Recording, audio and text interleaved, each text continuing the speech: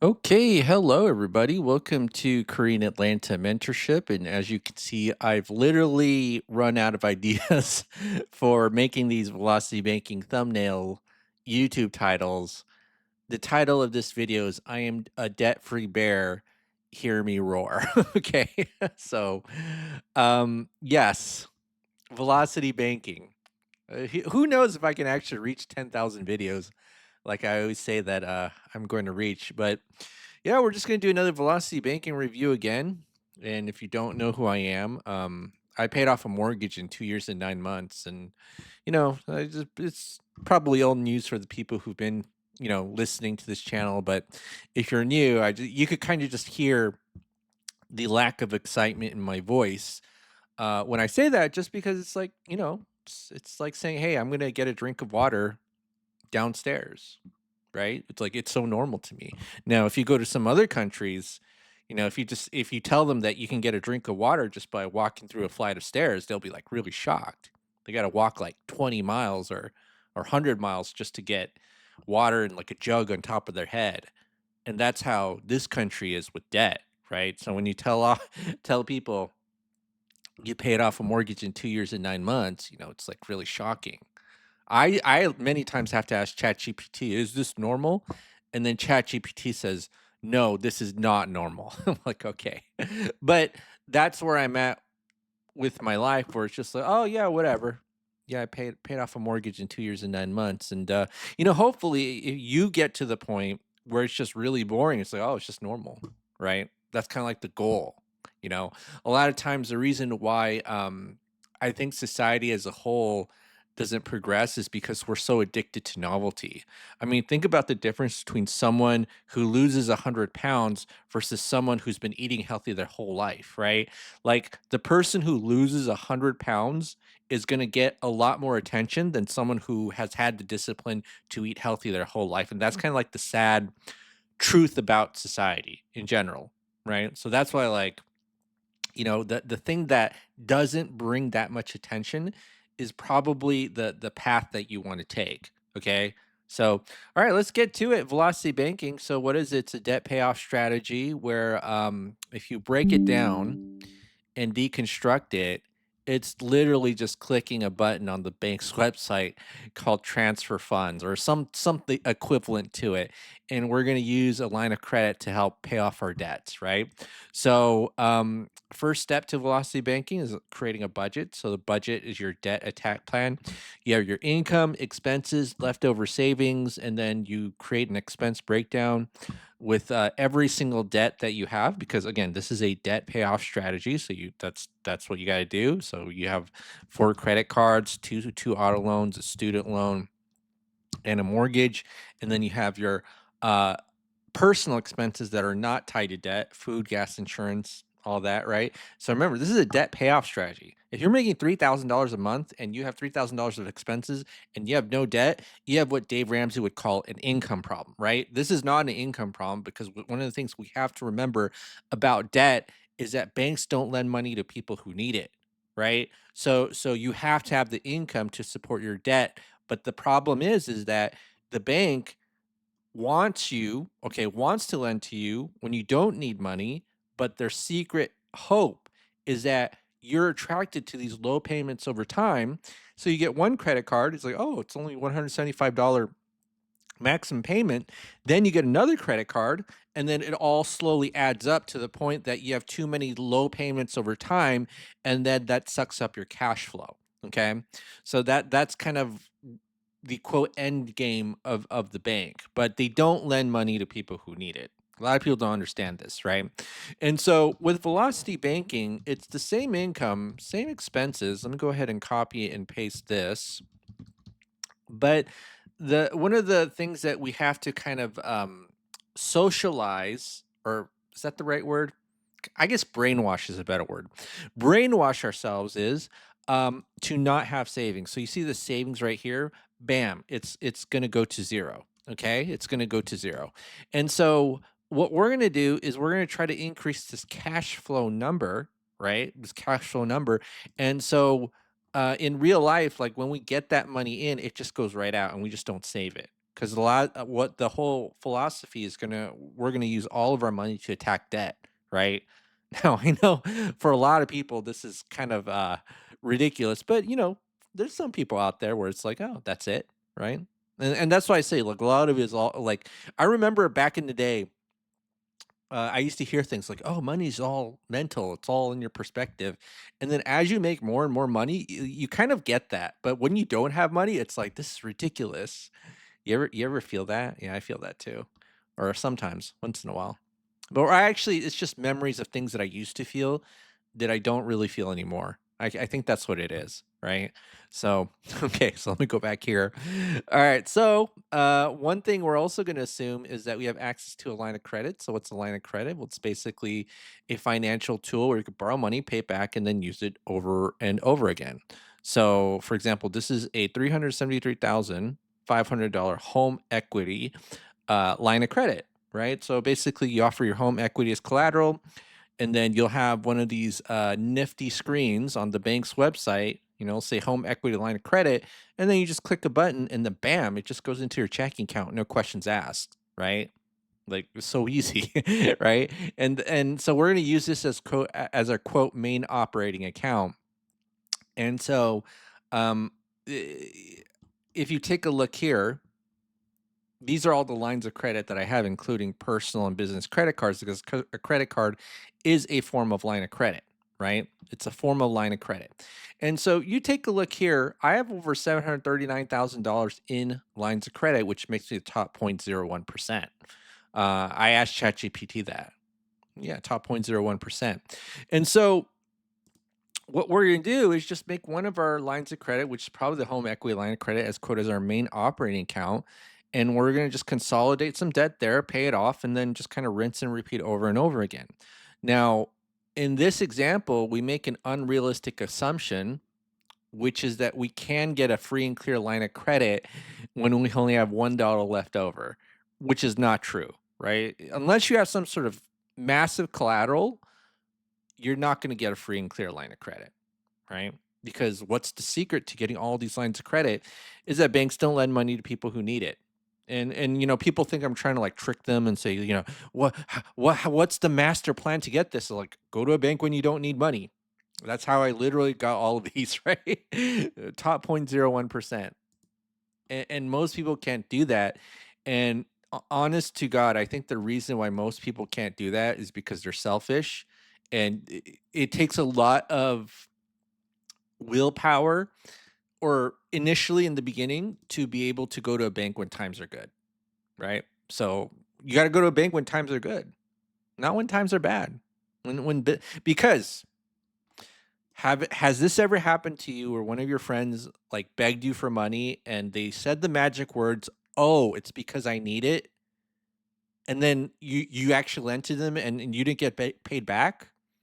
Well, the bank knows this, right? They have tons of data, hundreds of millions of people, right? They have the data to support. Oh, this is why we shouldn't lend money to people who need it because they're not going to pay us back, right? There's two things the bank doesn't like. Number one is people who pay back their loans or debts too early because how are they going to accrue interest, right? That's literally the profit. And then number two is people who don't pay them back at all. And not being paid back, especially 90 days late, is like the ultimate sin in the church of the bank, right? And the bank doesn't teach you their 10 commandments or anything like that. That's why it's so hard to understand this. In fact, they'll actually mislead you through the marketing and advertising. But we understand that banks don't lend money to people who need it. People who need money according to bank. I'm not saying that I'm saying this. I'm just saying according to the bank, number one sinner. Number one sinner, people who need money, not going to pay you back. That's according to Church of the Bank, supposedly. All right, so let's go ahead and then assume we have a $250,000 line of credit. Now, if you want to see a more realistic scenario where someone actually had a line of credit and it was all maxed out and they're trying to do velocity banking, $4 left over, 99-cent membership, click the Google, actually click the YouTube join channel link below. We have live streams. I put it behind a paywall, only 99 cents, right? Okay, so let's go ahead and get started. And so what we're going to do is we're going to do the same thing that we do every single night, which is a line from one of my favorite childhood cartoons, Pinky and the Brain.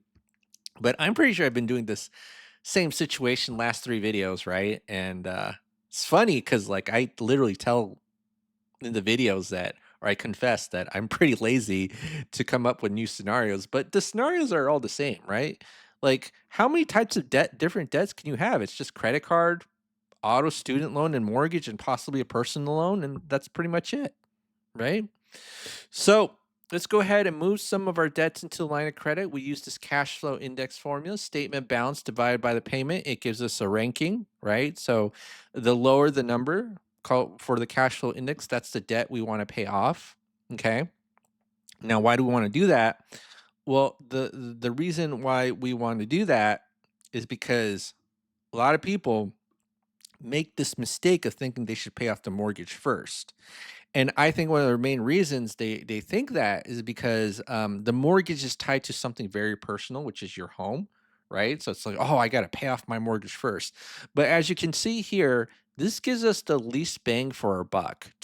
We paid 270,000 to only get $1,100 of debt back, or I'm sorry, payments of cash flow back, right? Whereas here, I pay 35 grand, I get $1,100 of cash flow back. So which paying off which debt gives you more bang for your buck?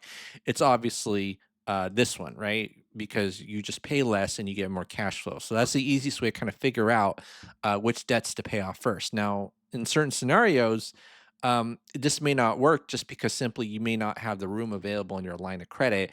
And what happens is when people don't know velocity banking is they treat their line of credit as like another credit card where you just make minimum payments rather than putting your entire paycheck in it. Okay. So now we're going to do this, and what we're going to do is just move these lines of the credit cards into the line of credit. They have the lowest cash flow index, which is indirectly affected by the high interest rate, right? And then we just do this, and then 77,000, 77000. So guess what happens when we move the credit cards into the line of credit, which is this is all going to be zero, right? And so this is the part where you know this is the most clickbaitiest part where you show this to people and then they're just I know what they're thinking. They're thinking they're being scammed because this is too good to be true, right? Do you feel that way? If if you're a veteran of the channel, like you've been watching a lot, and then you try to kind of do this where it's like, oh, we stopped saving money and we literally went from $1 to $2,591 in cash flow. Do you feel like you're scamming people? Because sometimes I feel like that, to be honest, and I just do free demonstrations. Now, I do try to sell stuff in the end because you always kind of have to do that, even though I'm a terrible salesman. I might be a better buyer than a salesman, but it's like, let's look at this. Same income. Whoa, how do we turn $1 into $2,591? And then when you show this to someone new, it's you could kind of I don't know about you, but at least for me, you could kind of see like people's brains kind of like short circuit, and then it's like I want to say this is a scam or I want to feel like I'm being tricked, but you can't like deny it because all I did was just move some debt, right?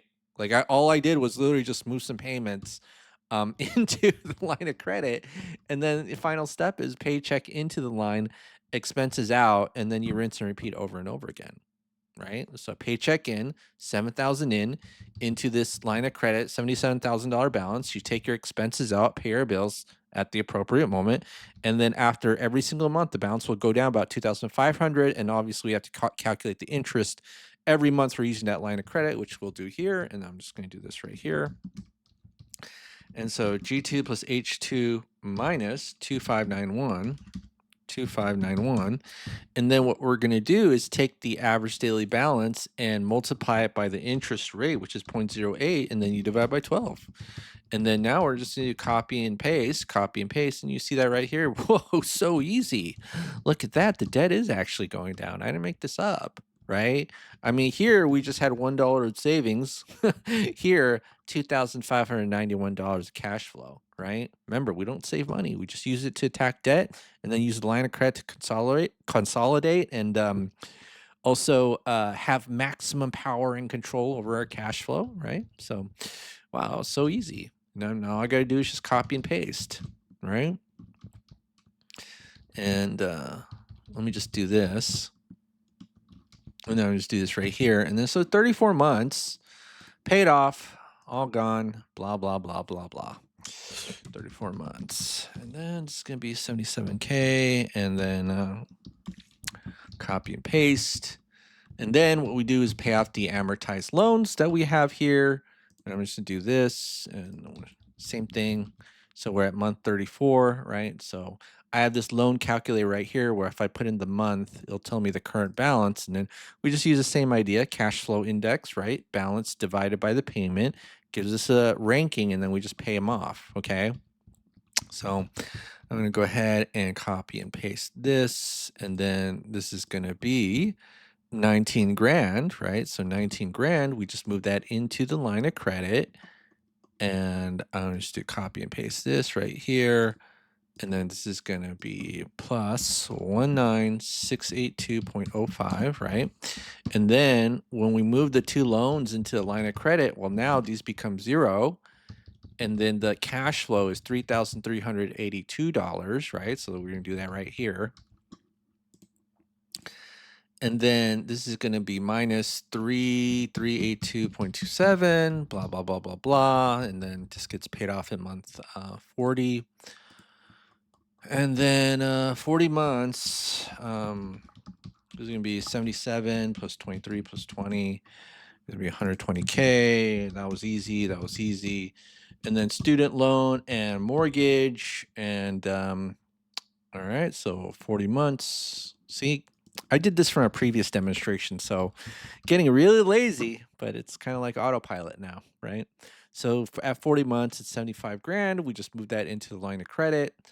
All right, let's move that into the line of credit, which is plus 7075037.7. And then this is going to be 0, and then this is going to be 4,595.55. And I'm going to do this right here.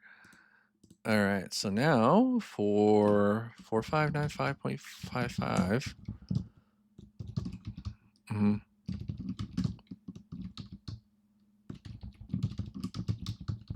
Okay, so now, so this is 57 months, right? 57 months. It's all good. We did it, right? We did it. We did it. Okay. All right, so we did it. And then what else did we do? I don't know.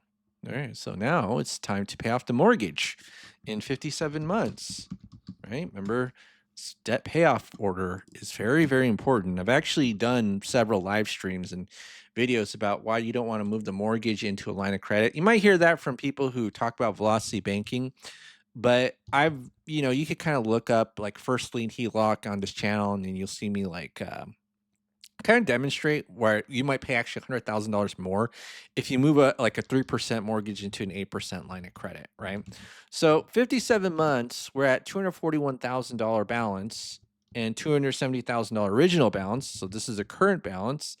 And you can see we have a high cash flow index. Now, one of the things that I always tell you to look out for is if the term is long and the interest rate is low and you have a high interest rate line of credit, so this is a 3% loan and an 8% line of credit, moving that loan into the line is a bad deal, okay? And I'll show you what I mean by that. So let's say you decide to move this $241,000 loan into the line of credit.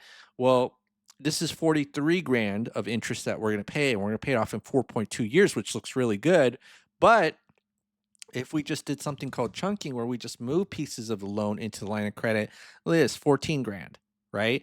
And so the thing that's shocking is that a 30% credit card will actually do better if you use chunking, which is small pieces of a loan moving it to the line of credit, than whatchamacallit, moving the entire loan into a line of credit. Not intuitive, right? Not intuitive at all.